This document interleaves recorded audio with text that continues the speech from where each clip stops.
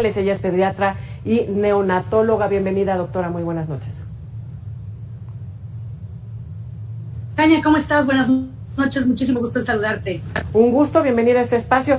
Preguntarle cuál es el panorama. Hemos venido escuchando ya de tiempo atrás, especialmente estamos en esta época de pandemia, la falta de vacunas, del cuadro básico de vacunación. Pero ¿qué es lo que ve? ¿Cuál es el panorama que usted se mueve en estos ámbitos? ¿Cómo se observa en este momento este tema?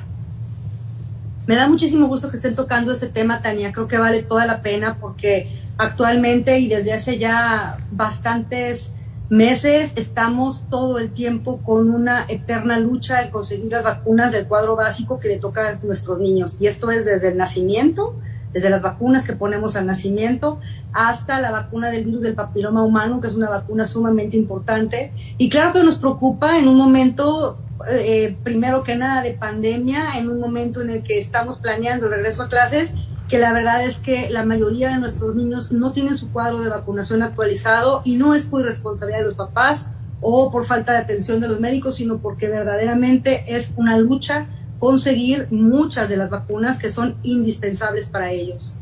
Sí, bueno, si bien es cierto que este periodo de pandemia ha sido pues fundamental, porque ¿qué están haciendo los laboratorios? Por supuesto, le están dando prioridad a las vacunas para COVID-19. Incluso decían los especialistas con los que hemos platicado aquí en Mega Noticias a lo largo del día que se le está dando prioridad a esto, especialmente también pues en lo que tiene que ver con cosas que uno podría decir una cuestión mínima, que son los frasquitos, incluso para las vacunas, ¿no? Entonces la prioridad está en COVID-19, pero pues esto, ¿qué nos puede generar hacia adelante, no?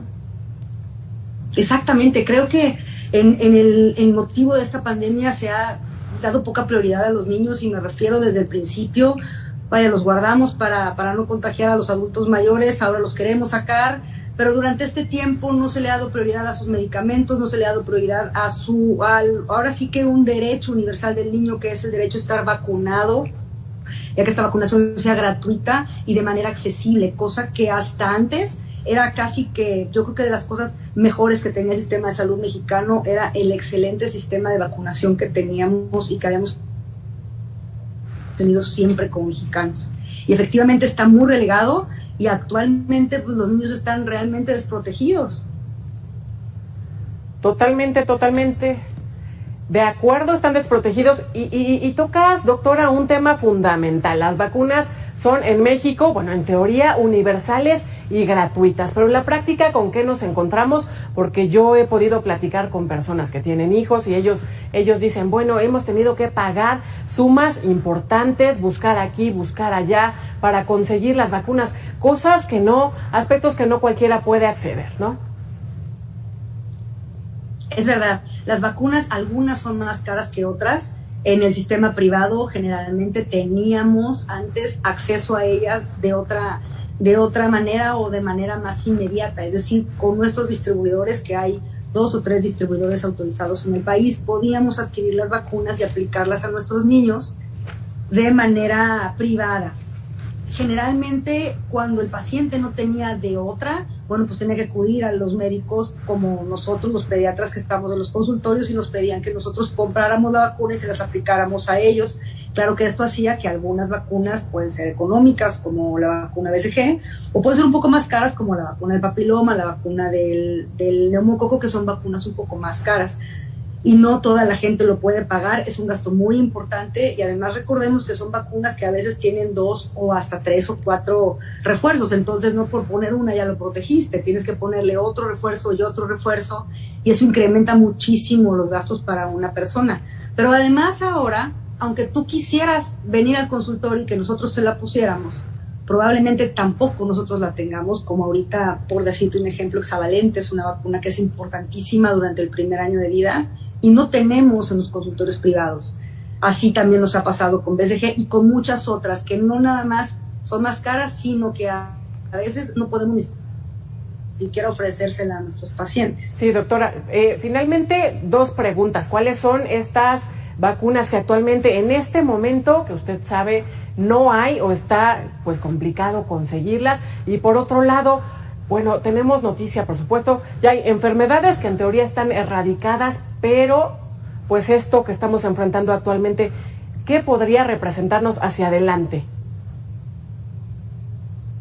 Fíjate, por ejemplo, la vacuna que antes se hacían, y seguramente te tocó, las vacunas y estas campañas enormes de vacunación con sarín, con la polio tomada, es algo que se dejó de hacer, se decidió ya dejar de hacer cuando la OMS había pedido que lo continuáramos hasta el 2023 para estar seguros que verdaderamente la polio estaría erradicada de todo el mundo. Pero para esto teníamos que seguir aplicando esta vacuna hasta el 2023.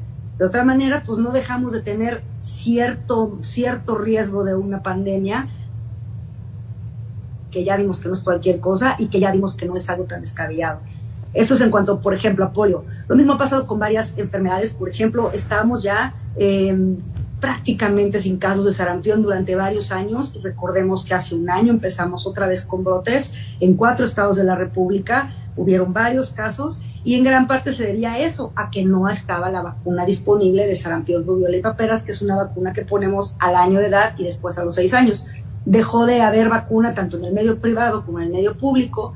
El niño del año a lo mejor se vacunó el 65, 68% y todos los demás no estaban vacunados y empezaron a haber casos de sarampión. Nos sacaron varios sustos, empezaron a reproducirse. Recordemos que el sarampión es súper contagioso y bueno, como el sarampión, como la polio, etcétera, la misma tuberculosis, al no tener un adecuado control y una adecuada vacunación, pues estamos tratando la salud de los niños y del resto de la población con pincitas, porque al final del día se nos pueden enfermar y pueden contagiar a todos los niños que tengan a su alrededor, adultos mayores, jóvenes, etcétera, inmunodeprimidos.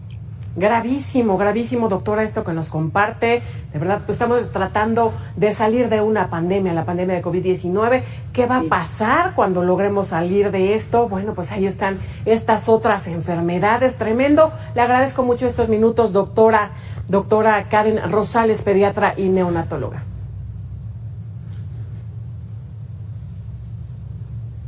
Tania, muchísimas gracias, a la orden. Me gusta saludarte. Momento de hacer una pausa, es muy breve y regresamos. Todavía tenemos mucho más.